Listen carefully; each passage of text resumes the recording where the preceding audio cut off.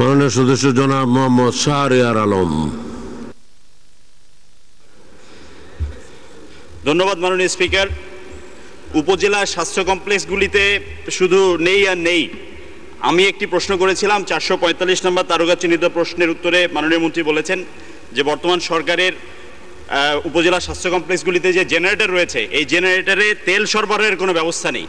তাহলে প্রথম কথা হচ্ছে যে এই জেনারেটরগুলি সাপ্লাই কেন করা হলো মাননীয় স্পিকার? মাননীয় মন্ত্রী, আসলে কথাটা কিন্তু সঠিক। ধন্যবাদ মাননীয় স্পিকার। আসলে জেনারেটরের জন্য তেল সাপ্লাই নেই এই কথাটি সব জায়গায় প্রচলিত। আমি এই ব্যাপারটি নিয়ে অর্থ মন্ত্রণালয়ে, আমাদের স্বাস্থ্য মন্ত্রণালয়ে আমরা আলোচনা করেছি এবং দেখেছি, বিষয়টি তলিয়ে দেখেছি।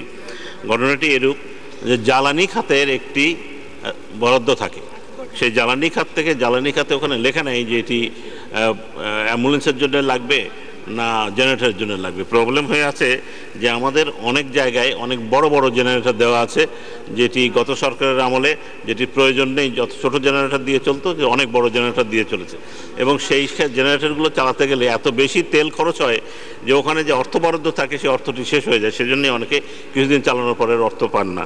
সুতরাং আমরা এ ব্যাপারে অর্থ মন্ত্রণালয় থেকে বিশেষভাবে বরাদ্দ দিয়েছি এবং ওই জেনারেটরগুলো চালানোর জন্য একটি খাত তৈরি করেছি। আশা করি এ বছরের বাজেট থেকে কোনো অসুবিধা হবে না ইনশাআল্লাহ। ধন্যবাদ মাননীয় স্পিকার।